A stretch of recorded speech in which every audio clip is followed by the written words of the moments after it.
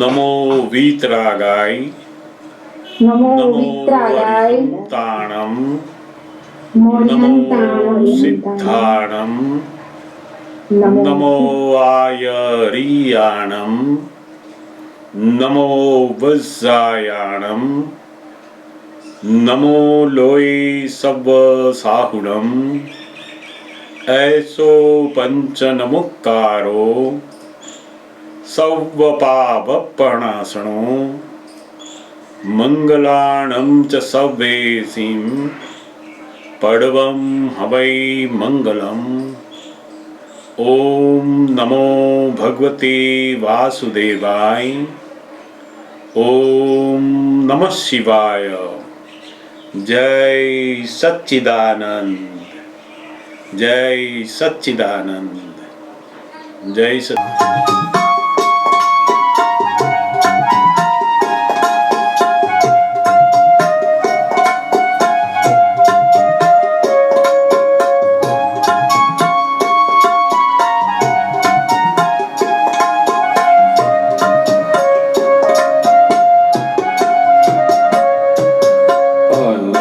अवतार नाम टाळे शुद्ध उपयोग ना शरणा।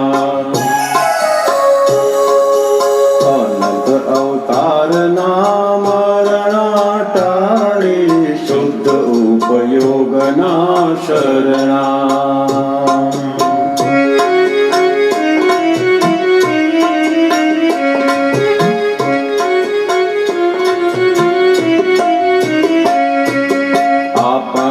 સ્પંદનો આપણી સામે કોઈને સળી કરી તેજ સામું ગામે।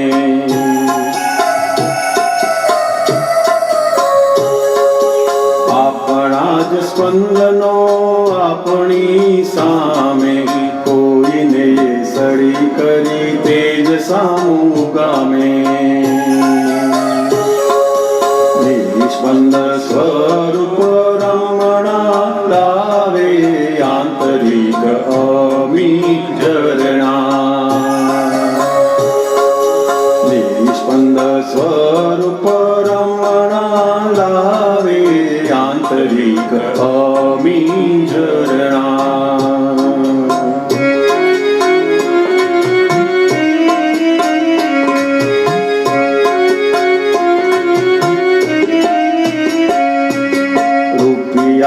ગણતા હોય ચોકસાઈ એવી જ દાદામાં ખપે એકતાઈ।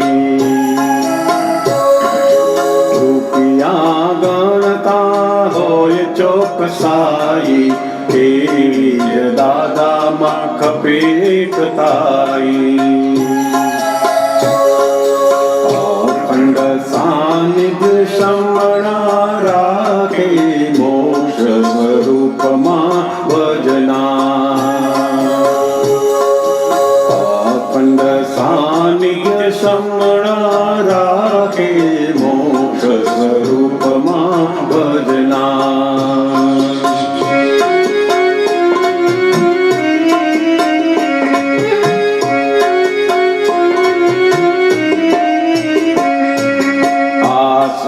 શાશ્વત સુખ નિર્વિકલ્પી નિરપેક્ષ નિરાલંબ અજન્મ જન્મી। આસ્વાદ શાશ્વત સુખ નિર્વિકલ્પી નિરપેક્ષ નિરાલંબ અજન્મ જન્મી। ચારે ગતિ પરિરમણા ટાળે સિદ્ધ મંદિરા સજના। ચારે ગતિ પરિરમણા ટાળે સિદ્ધ મંદિરા સજના। અનંત અવતાર ના મરણા ટાળે શુદ્ધ ઉપયોગના શરણા। અનંત અવતાર ના મરણા ટાળે શુદ્ધ ઉપયોગના શરણા।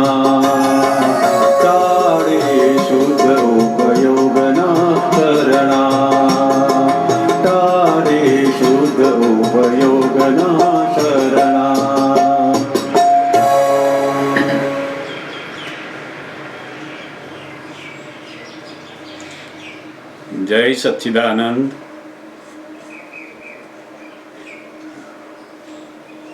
અનંત અવતારનું મરણ ટાળે.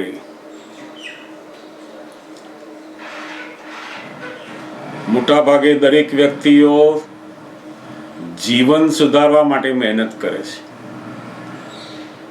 જ્યારે જ્ઞાની કહે કે મરણ સુધારી નાખો તો જીવન સરસ જ થઈ જાય.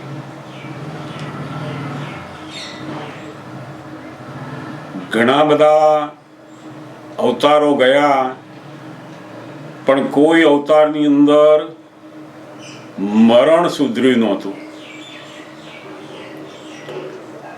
મરણને સુધારવું એ બહુ મોટી સમજનું કાર્ય છે. કેટલાય માણસોના જીવન બહુ સુંદર હોય પણ એનું જે મરણ હોય ને એ સુધારી શકે નહીં. કારણ કે મરણ વખતેનો જે સમય છે એ સમય પોતે ખરેખર શું જ્ઞાન પ્રાપ્ત કર્યું છે, પોતે અંદરનું શું દશા પ્રાપ્ત કરી છે, એના ઉપર એનું મરણનું ટાળવાનું રહેલું છે. કવિરાજે બહુ જ સુંદર આ પદ મૂક્યું કે જ્ઞાની પુરુષ પાસેથી આપણને હું શુદ્ધાત્મા છું એવું જે ભાન થાય, એ ભાન થતાં જ આપણને સૌથી મોટું જે વસ્તુ મળે છે એ કઈ છે તો કે શુદ્ધ ઉપયોગ. જગતમાં કોઈને આ શુદ્ધ ઉપયોગ ના હોય જ્યાં સુધી દેહાધ્યાસ છે, હું જ મહેશભાઈ છું એવું ભાન છે, ત્યાં સુધી પોતે શુભાશુભ ઉપયોગમાં હોય છે. અહીંયા જે કવિરાજ આ શુદ્ધ ઉપયોગની વાત કરે છે કે હું અમર છું અને મરનારું આ શરીર છે, જેનો જન્મ થયો છે એ મરવાનો છે, વિનાશ થવાનો છે, એવો ઉપયોગ અંદર રહેવો. જાણે તો બધાય છે પણ એને એવો ઉપયોગ વર્તવો. જો એવો શુદ્ધ ઉપયોગ વર્ત્યો તો અનંત અવતારનું મરણ એને ટળી ગયું પછી. કારણ કે ફરી એનો જન્મ જ થાય નહીં. જન્મ થાય તો પાછું મરવાનું, ફરી પાછો જન્મ, એ ચાલ્યા જ કરે.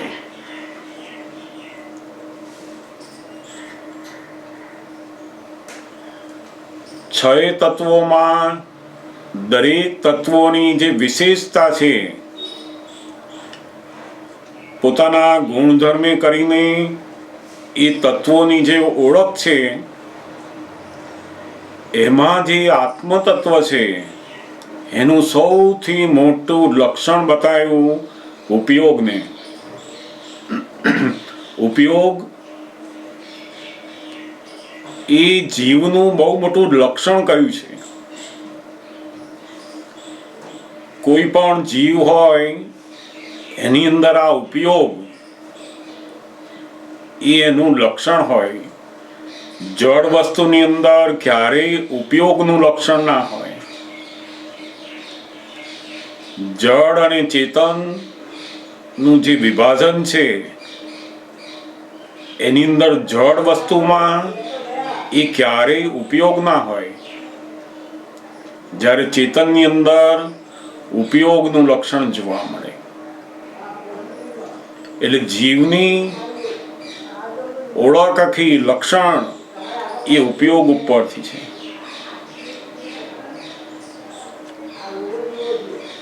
દાદા બાબાને બહુ જ સુંદર આપણને દાખલો અંદર મૂક્યો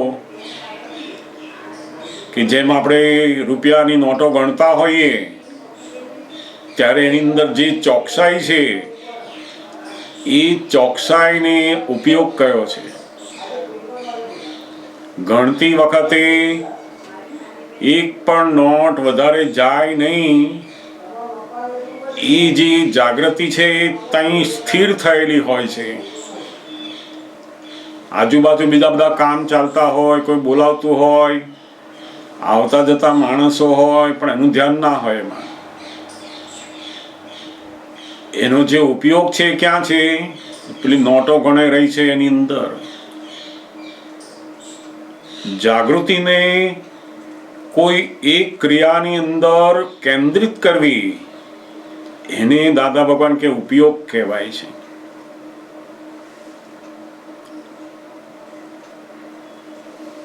સૌથી વધારે દરેક વ્યક્તિની અંદર આ ઉપયોગ જોવા મળે.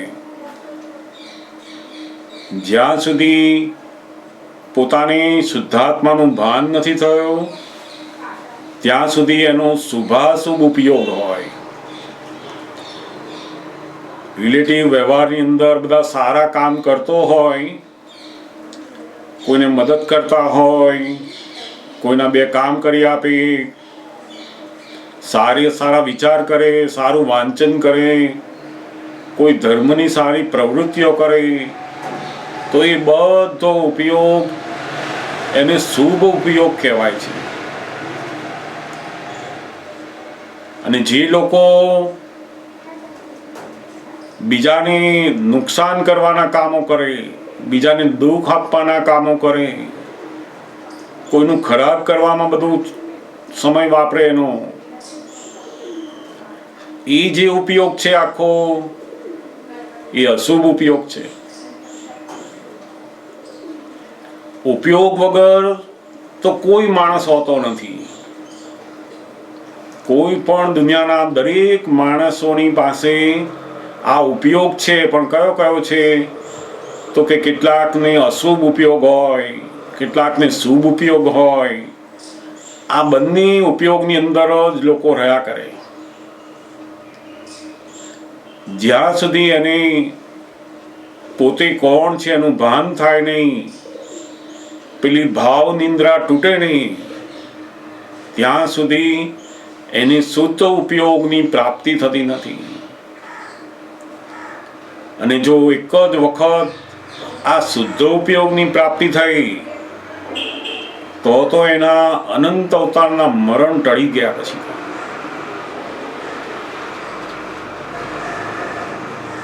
શાસ્ત્રકારોએ શુદ્ધ ઉપયોગને એ બહુ જ મોટું આત્માનું લક્ષણ ગણાવ્યું છે.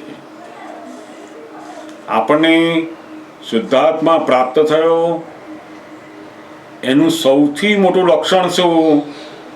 તો આપણને શુદ્ધ ઉપયોગ વર્તે છે. શુદ્ધ ઉપયોગ એટલે પોતે શુદ્ધાત્મા છે અને જગતને શુદ્ધ રૂપે જ જોયા કરે છે. દરેક જીવ માત્રની અંદર એ શુદ્ધ સ્વરૂપને જોયા કરે છે.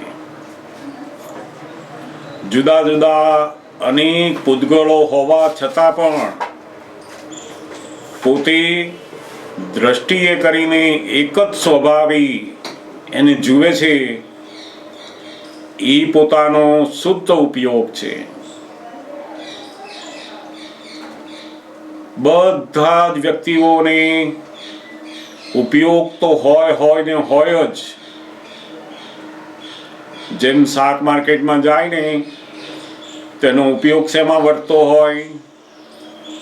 તો કે કેટલાકનો ઉપયોગ કઈ જગ્યાએ આનાથી વધારે સસ્તું છે એ શોધતા હોય અંદર. એટલે ઘણા બધા શાક જુએ, બધું જુએ, વસ્તુઓ માણસો જુએ, બધું જુએ, પણ એનો ઉપયોગ શેમાં હોય?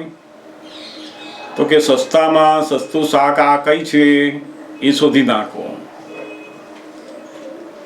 તો કે લોભ નો જે કષાય છે એની અંદર આ ઉપયોગ વર્ત્યો કહેવાય. કેટલાકને મોહનો ઉપયોગ હોય, મોંઘામાં મોંઘું, સારામાં સારું લો એવા હોય. તેને પેલું મોહ હોય કે આપણે આ શાક પહેલું જ ખાવું એમ. જેમ કેરી માર્કેટમાં પહેલી આવે ને તો આપણે લઈ આવીએ એમ. તો એ પેલો મોહનો ઉપયોગ એને કે ક્યારે આવી ભાઈ કઈક આવી છે કઈ આવી છે. એટલે એ જે ઉપયોગ છે એ કયો છે તો કે પેલો મોહનો ઉપયોગ. એવી રીતના લગ્નની અંદર ગયા હોય ને તો પુરુષોનો ઉપયોગ શેમાં હોય તો કે કોણ બોલાવે છે આપણને, કોણ જે કરે છે, આપણને કોણ વેલકમ કરે છે એમાં ધ્યાન હોય. તો એનો જે ઉપયોગ થયો કયો થયો તો કે માન ઉપયોગ. અને બહેનોને શું હોય તો કે લગ્નની તારીખ આવે ત્યારથી એનો ઉપયોગ શેમાં આવે, શું પહેરીશું, આની જોડે કયું મેચ થશે, આની જોડે આ મેચ થશે, કોઈનું ના હોય એવું પહેરવું કે છે આપણે, બધા આપણને જુએ. તે એ જે બધો ઉપયોગ છે શું છે તો કે બધો એનો મોહનો ઉપયોગ. એટલે દરેક સંજોગોની અંદર દરેક વ્યક્તિનો જે ઉપયોગ છે એ હંમેશા હોય છે જ. એનો ઉપયોગ એટલે એના ચિત્તની અંદર એ જ વસ્તુ એને દેખાયા કરવી, એને ઉપયોગ કયો છે. જ્યાં સુધી આપણને આપણા સ્વરૂપનું ભાન નથી થયું ત્યાં સુધી બધા ક્રોધ માન માયા લોભના ઉપયોગ જ હોય. રસ્તામાં જતા હોઈએ ને તો કઈ દુકાનમાં કઈ વસ્તુ આવી છે, ક્યાં આગળ સેલનું બોર્ડ મૂક્યું છે, આ બધા ઉપયોગ છે. પેલો લોભ ઉપયોગ જોયા કરે, મોહનો ઉપયોગ ચાલ્યા કરે. આપણે એમાં કશું કરતા નથી પણ પેલા જે ક્રોધ માન માયા લોભ છે એનો ઉપયોગ ત્યાં વર્ત્યા કરે છે. કારણ કે આપણે કોણ છે એનું ભાન નથી. એટલે જે મૂળ આત્માનો જે ઉપયોગ ઉત્પન્ન થવો જોઈએ એ આપણને પ્રાપ્ત થયો નથી. ઉપયોગ એ શું છે તો કે યુઝ કરવું. ઇંગ્લિશમાં એને કહે ને કે યુઝ કરવું એટલે ઉપયોગ કરવો. જેમ વસ્તુને આપણે ઉપયોગ કરીએ તો એ વસ્તુ વપરાય અંદરથી, એનો ઉપયોગ કર્યો તમે.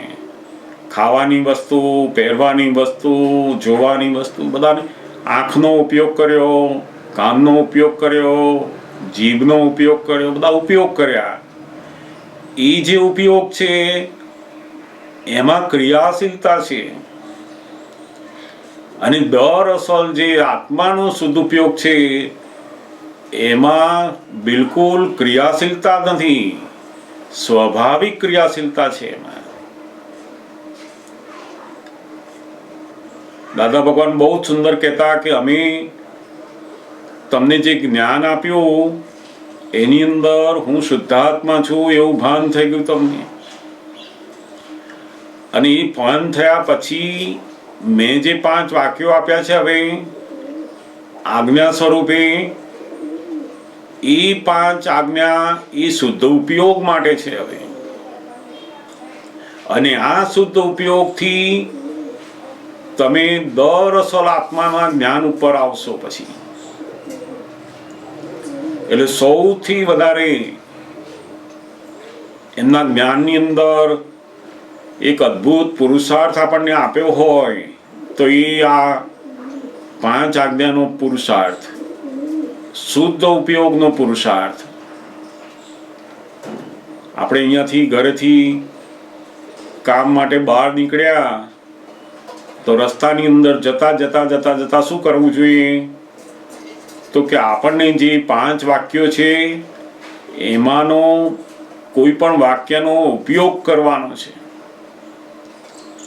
એટલે કે આપણે એ વખતે આપણું ધ્યાન રસ્તામાં જતા દરેક વ્યક્તિની અંદર પેલું રિયલ રિલેટિવ એમ જોતા જે ગયા તો એ જે જવાનો રસ્તો હતો અડધો કલાકનો, એની અંદર આપણે શુદ્ધ ઉપયોગની ગોઠવણી થઈ.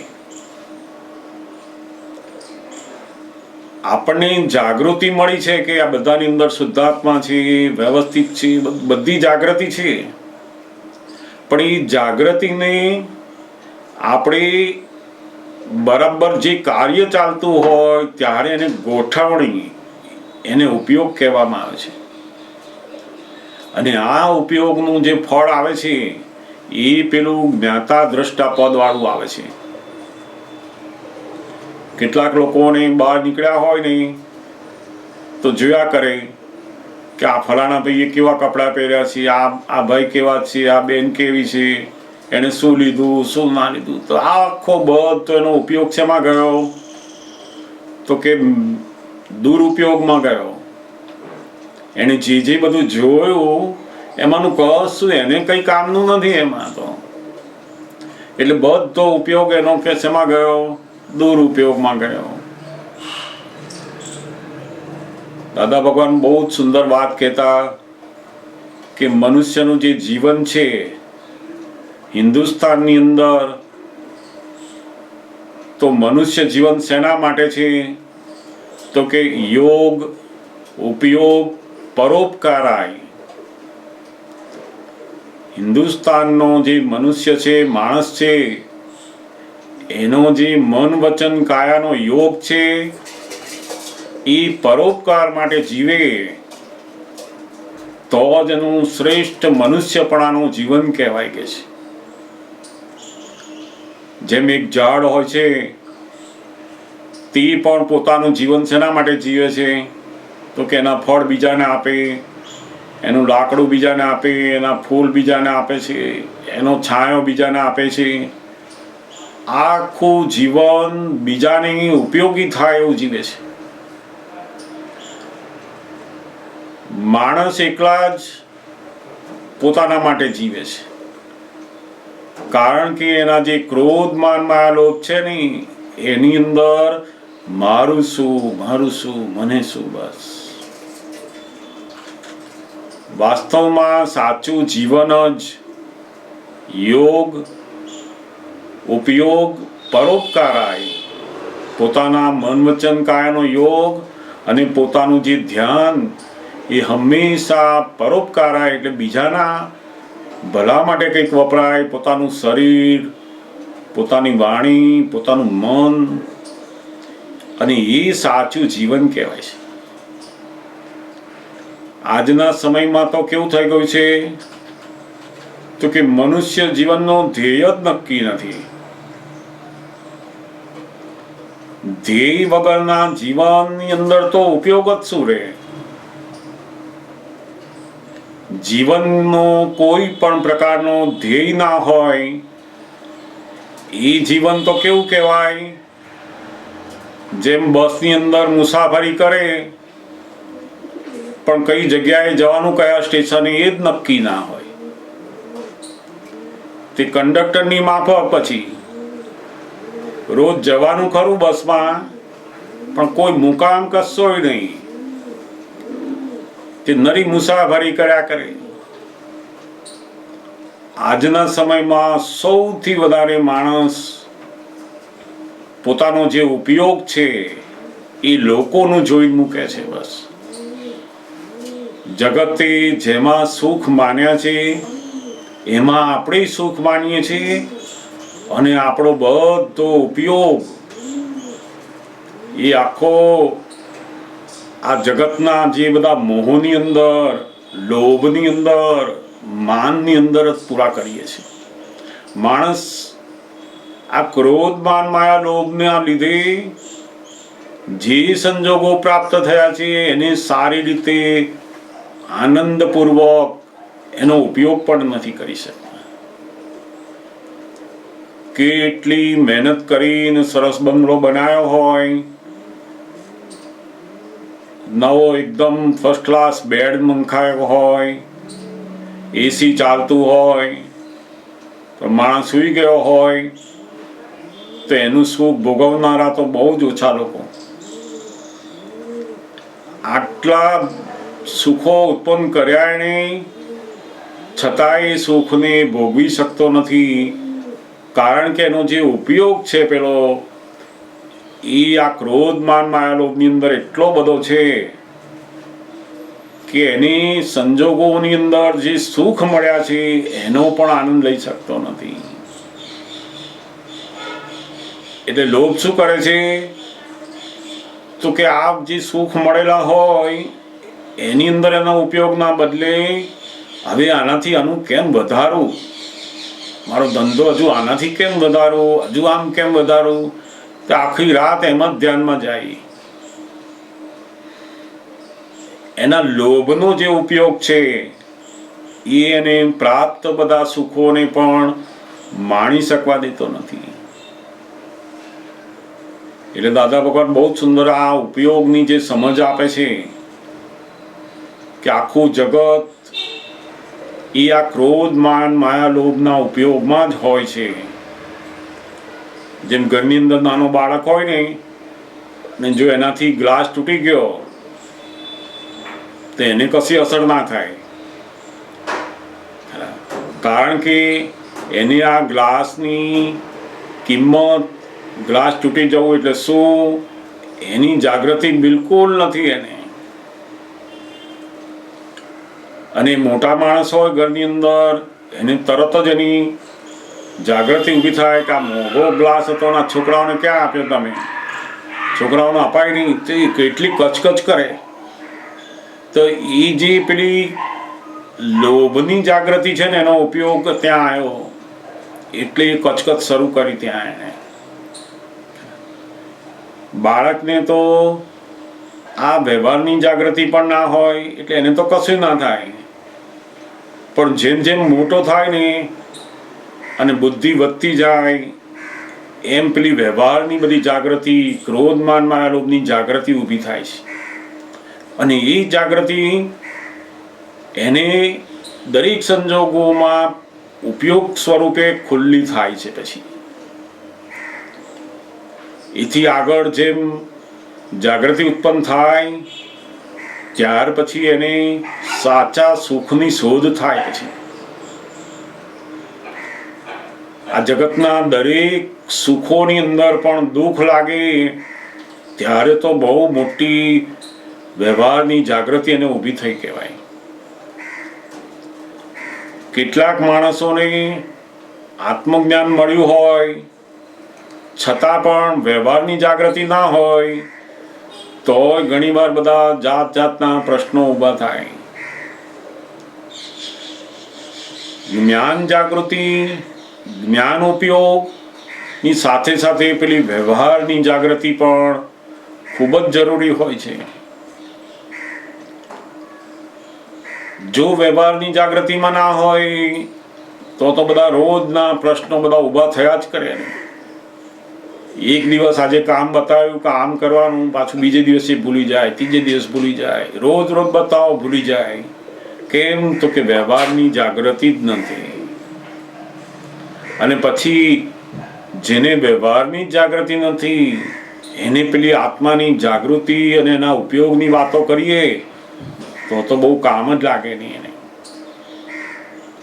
એટલે દાદા ભગવાન બહુ સુંદર આપતા પુત્રોને પણ સૌથી પહેલા આ વ્યવહાર જાગૃતિની અંદરથી ટકોર કરતા કરતા કરતા ત્યાંથી એને શુદ્ધ ઉપયોગની પ્રાપ્તિનું શું મહત્વ છે, કેવી રીતે ગોઠવવો એ શીખવાડતા. સેજ પણ નવરાશ મળી, ફાઇલ વગરનો જો સમય મળ્યો તો એની અંદર પોતે શુદ્ધ ઉપયોગની ગોઠવણી કરવાની છે. નહીં તો કેવું છે તો કે આખું અંતસ્કરણ એ મિકેનિકલ ઉપયોગમાં જતું રહેશે. શું ખાધું, શું ના ખાધું, શું બનાવીશું, કઈ જઈશું, આને મળ્યા શું થયું, એ બધી ગડબાજની અંદર જ એનો આખો ઉપયોગ જતો રહેશે. 2 કલાક નવરા બેઠા હોય ને એની અંદર ફલાણાએ શું કર્યું, હવે શું કરવાનું, આનું શું બોલાનું, કશું કામનું ના હોય એમાંનું. પણ એ પોતાના 2 કલાક એ નિરર્થક દુરુપયોગમાં કાઢે છે. દાદા ભગવાન કહેતા ને અમે તો જીવનમાં લાખ રૂપિયા જતા કરેલા, પણ અમારો શુદ્ધ ઉપયોગ અમે એક ક્ષણ માટે પણ જતો નથી કર્યો. એનું કારણ શું? તો કે શુદ્ધ ઉપયોગની એક જ ક્ષણ એ કરોડો રૂપિયાથી પણ વિશેષ છે. ક્યારેય એ પેલી શુદ્ધ ઉપયોગની ક્ષણ પ્રાપ્ત થાય નહીં, કોઈને પ્રાપ્ત થાય નહીં. એની કિંમત એટલી બધી છે. માટે જ્ઞાની દરેક વ્યવહારમાં આપણી જોડે સત્સંગ કરતા હોય ત્યારે પણ, જમતા હોય ત્યારે પણ, મુસાફરી હોય ત્યારે પણ, કોઈ પણ સમયે લગ્નની અંદર બેઠા હોય તો પણ એ હંમેશા પોતાના શુદ્ધ ઉપયોગમાં રહે છે. શુદ્ધ ઉપયોગની અંદર રહેવું એટલે પોતે જે પોતાનો દર્શન ઉપયોગ છે, હું શુદ્ધાત્મા છું અને આ દરેક જીવ માત્રની અંદર શુદ્ધાત્મા છે, આ વ્યવસ્થિત શક્તિના અધીન બધું ચાલી રહ્યું છે, એ પાંચેય વાક્યોના ઉપયોગની અંદર રહેવું એ જ્ઞાનીનો શુદ્ધ ઉપયોગ છે. એટલે કોઈ લગ્ન પ્રસંગમાં ગયા હોય તો એમને કંટાળો ના આવે. કેમ? તો કે એ શુદ્ધ ઉપયોગમાં છે. સત્સંગમાં હોય તોય શુદ્ધ ઉપયોગ, લગ્નમાં ગયા હોય તોય શુદ્ધ ઉપયોગ, ના ગમતા માણસો જોડે શુદ્ધ ઉપયોગ, દરેક જગ્યામાં દરેક વ્યક્તિઓ સાથે દરેક સમયની અંદર એ પોતે શુદ્ધાત્મા રહી અને દરેકને શુદ્ધ ઉપયોગમાં જીવ્યા કરે છે. આ શુદ્ધ ઉપયોગના બે ઉપયોગ જુદા જુદા ત્યાંથી શરૂ થાય. એક ઉપયોગ છે દર્શન ઉપયોગ અને બીજો છે જ્ઞાન ઉપયોગ. આ જે દર્શન ઉપયોગ છે એ શું છે? તો કે બધું સામાન્ય ભાવે જોવું, એને દર્શન ઉપયોગ કહેવાય. દાદા ભગવાનના 5 આજ્ઞાની દ્રષ્ટિ મુજબ આપણે બહાર બધું જોવું, એ દર્શન ઉપયોગ. 50 બહેનો બેઠા હોય તો આપણે શુદ્ધાત્મા જોયા કે આ બધામાં શુદ્ધાત્મા છે, એ દર્શન ઉપયોગ કહેવાય. આપણે એની અંદર જો વિશેષ ઉપયોગ કરવા જઈએ કે આ બેન કોણ, આ બેન કોણ, તો એ શું થઈ જાય? તો કે આ વિશેષ ઉપયોગમાં રાગદ્વેષ ઊભા થાય કે આ બેન સારા, આ બેન નથી સારા, આમનું કામ છે, આમનું કામ નથી. એ વિશેષ ઉપયોગમાં જો ગયા તો પેલો શુદ્ધ ઉપયોગ પછી ઓછો થવા માંડે. વિશેષ ઉપયોગમાં ક્યાં જવાનું? જેટલી ફાઇલ હોય એટલામાં જ, તે ફાઇલનો સંભાવે નિકાલ માટે. બાકી દરેક જગ્યાએ સામાન્યપણે ઉપયોગ રાખો, દર્શન ઉપયોગની અંદર આવો. અને જેમ જેમ આ દર્શન ઉપયોગ વધતો જાય વધતો જાય વધતો જાય પછી પેલો જ્ઞાન ઉપયોગ આવે છે. જ્ઞાન ઉપયોગ એ આખી અંતરની જે સૂક્ષ્મ દશાઓ છે એની અંદર એનો શુદ્ધ ઉપયોગ વધતો થાય છે. પોતાના મનના દરેક વિચારોને એ રિલેટિવ છે અને હું એ વખતે શુદ્ધાત્મા છું, એ દરેક વિચારને જ્ઞેય સ્વરૂપે એટ એ ટાઈમ જુએ છે. એ પેલો જ્ઞાન ઉપયોગ છે. ત્યાં એ જ્ઞાન ઉપયોગ ક્યારે પ્રાપ્ત થાય છે? તો કે પેલો દર્શન ઉપયોગ વધતા વધતા વધતા એની એટલી બધી શક્તિ ઉત્પન્ન થાય કે પછી એ જ્ઞાન ઉપયોગમાં રહી શકે. એટલે દાદા ભગવાન કહેતા ને કે અમારી જે 5 આજ્ઞા છે એની એવી ગોઠવણી કરો કે આખો દિવસ એનો ઉપયોગ કરવાનો છે. જેમ તમે કોઈ પણ કામ કરતા હોય અને કસ્ટમર આવતા હોય તો કસ્ટમરની અંદર તમે કામ કરો, જોડે જોડે પેલો શુદ્ધ ઉપયોગ રાખો. તો હું શુદ્ધાત્મા છું, ફાઇલ નંબર 1 કરી રહી છે અને દરેકની અંદર શુદ્ધાત્મા જુઓ. તો વ્યવહારનું જે કાર્ય થઈ રહ્યું છે તો થઈ રહ્યું છે, અને જોડે જોડે તમે પેલો શુદ્ધ ઉપયોગ છે એનું ફળ લઈ રહ્યા છો. આ શુદ્ધ ઉપયોગ એ એટલી અદ્ભુત જાગૃતિ છે અંદર. આપણને સમજ બધી છે પણ ઉપયોગ નથી, અને જ્યાં સુધી ઉપયોગ નથી ત્યાં સુધી એનું જે પરિણામ છે એ બદલાતા નથી. મોટા ભાગે આપણને જે મહાત્માઓ કે આપણને જે બધા મૂંઝવણ છે એનું શું છે, તો કે આ જ મૂંઝવણ છે કે મને ખબર છે ખરી પણ એવું રહેતું નથી. તો એનું કારણ શું, તો કે પેલો ઉપયોગની જે ગોઠવણી છે દરેક વ્યક્તિની અંદર શુદ્ધાત્મા જોવાની, વ્યવસ્થિત સમજવાની, સંભાવે નિકાલ કરવાનો, એનો ઉપયોગ નથી થતો. જાગૃતિને બરાબર ફાઇલ આવે ત્યારે કેન્દ્રિત કરવી એમાં, ત્યારે એને સાચો ઉપયોગ કહેવાય છે. દાદા કહેતા ને અમારી એક એક ક્ષણ ઉપયોગમય જ હોય. એમ ઉપયોગ વગર જ્ઞાનીની એક પણ ક્રિયા ના હોય. એમ કે એ જમતા હોય તો એમને ઉપયોગમાં જ હોય. એમના લોકો ગમે તેટલી વાતો કરતા હોય, ગમે તે કરતા હોય, આજુબાજુ બધું ચાલતું હોય, પણ એમનો જે ઉપયોગ છે પોતે શુદ્ધાત્મા રહી અને આ ફાઇલ નંબર 1 જમે, અને એની અંદર મન શું કરે છે, અંદર બધા રસો શું કરે છે, બુદ્ધિ શું કરે છે, આખા અંતસ્કરણની એ પોતે જ્ઞેય સ્વરૂપે જાણીને બધું કરે છે. અને આપણે જમતા હોઈએ તો જમવાનો પણ ઉપયોગ નથી હોતો. એના બદલે આ બરાબર નથી બન્યું, ફલાણે ત્યાં આમને સરસ આવડે છે, આવું મળ્યું હોત તો સરસ, બધું જાત જાતના બાહ્ય બધા ઉપયોગોની અંદર હોઈએ છે. એટલે સૌથી વધારે મહાત્માઓને પણ હવે જે પુરુષાર્થ સ્વરૂપે રહ્યું છે એ શું છે, તો કે આ શુદ્ધ ઉપયોગ એ જ એનો પુરુષાર્થ. ક્રિયામાં કોઈ પુરુષાર્થ નથી, પણ એ ક્રિયા વખતે પેલી જે આજ્ઞાની ગોઠવણી છે એટ એ ટાઈમ રહેવી, એને બહુ જ મોટો શુદ્ધ ઉપયોગ કયો છે. દાદા ભગવાને બહુ જ સુંદર અમને બતાવેલું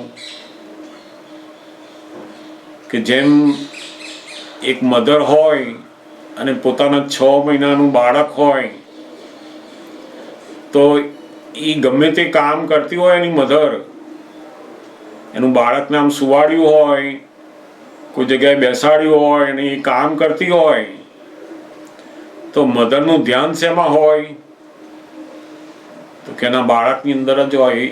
એ રસોઈ બનાવતી હોય, કોઈની જોડે વાતો કરતી હોય, ગમે તે કામ કરતી હોય, પણ એનું ધ્યાન શેમાં હોય, તો કે પેલા એના બાળકની અંદર જ હોય. પોતાના બાળકને સહેજ પણ વીલું મૂકે નહીં.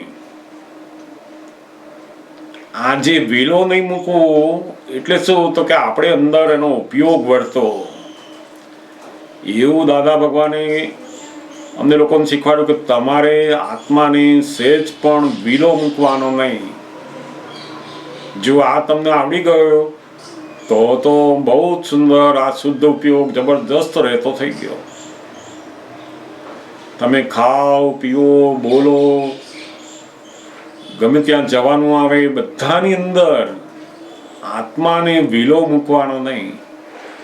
જેમ પેલી મધર બધા જ કામ કરતી હોય પણ એના બાળકને વીલો ના મૂકે, એના ધ્યાનમાંથી સહેજ પણ વખત જાય નહીં.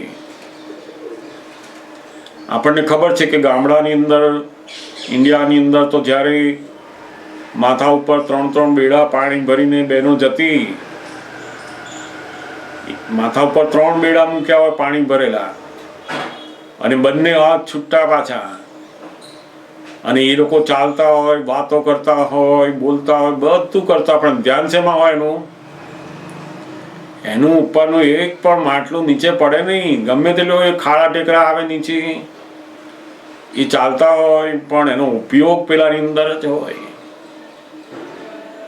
આ જે વ્યવહારની અંદર પણ ઉપયોગ જો આટલું બધું કામ કરે છે,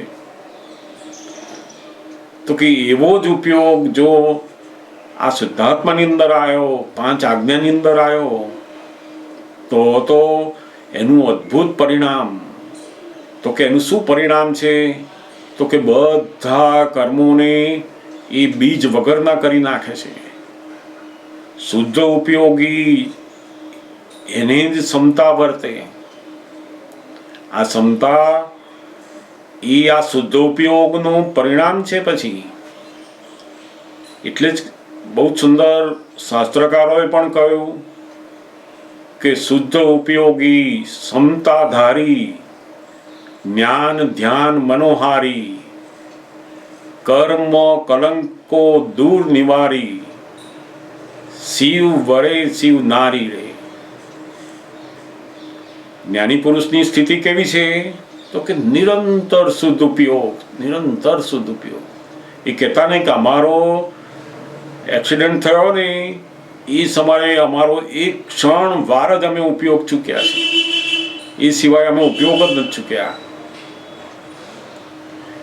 એક જ ક્ષણ અમારી ઉપયોગની ચૂક્યા, એનું એટલું બધું દેવું અમારે ભરવું પડે કે છે. આપણે વિચાર કરો કે કેવી ક્ષણ કહેવાય, જે સમય એટલો બધો એવો કહેવાય કે જેની અંદર પોતે પોતાના શરીરનું પણ ભાન ના રહે એવું થઈ જાય. અચાનક જ્યારે એવી વસ્તુ બને ત્યારે તો એની અંદર પણ એમણે એક સેકન્ડ પણ પોતાનો આત્માને વિલો મૂકતા નથી. અમારે શરીરની કોઈ કિંમત નહીં કે છે. અમારે કિંમત છે નહીં તો કે શુદ્ધ ઉપયોગની. અમારો શુદ્ધ ઉપયોગ જતો રહે એ અમને પોસાય નહીં.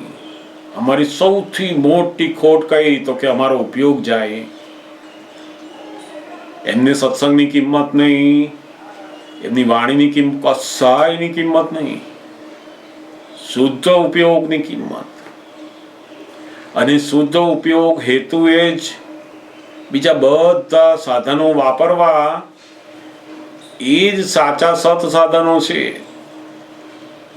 સત્સંગ એ પણ શુદ્ધ ઉપયોગના હેતુ માટે હોય ત્યારે જે સત્સંગ સત સ્વરૂપે પરિણામ પામે છે, નહીં તો બુદ્ધિમાં પરિણામ પામશે. છે તો એનું એ જ બંને, પણ પોતાનો અંદરનો ઉપયોગ શેના માટે હું સાંભળું છું, શેના માટે જાણું છું, શેના માટે પૂછું છું? તો કે મને મારો જે ઉપયોગ છે, મને જે જ્ઞાન છે એને આગળ લઈ જવા માટે, એને વધારવા માટે હું આ સત્સંગ સાંભળી રહી છું. તો એ જે આખો ઉપયોગ નક્કી થયો, એનો હેતુ નક્કી થયો, તો પછી એ પેલું પરિણામ અંદર શરૂ થાય પાછું. પોતાના ધ્યેય વગરનો આ શુદ્ધ ઉપયોગના ધ્યેય વગર જો કરવામાં આવ્યું તો બધું મિકેનિકલ. અને મિકેનિકલ એટલે બધી ક્રિયા. તે ક્રિયા પછી એનો કેફ વધારે. જેમ જેમ માણસ ક્રિયા કરે ને એમ કેફ વધતો જાય કે હું રોજ કરું છું, રોજ કરું છું, રોજ કરું છું, મને આનું ખબર છે, મને આનું ખબર. કેફ વધે, પણ પેલી બધું જે ભોગવટો છે, જે બધી મૂંઝવણો છે, મૂંચામણ છે, બધી એની એ જ રહે. કારણ કે શુદ્ધ ઉપયોગની સમજણ ફિટ થઈ નથી.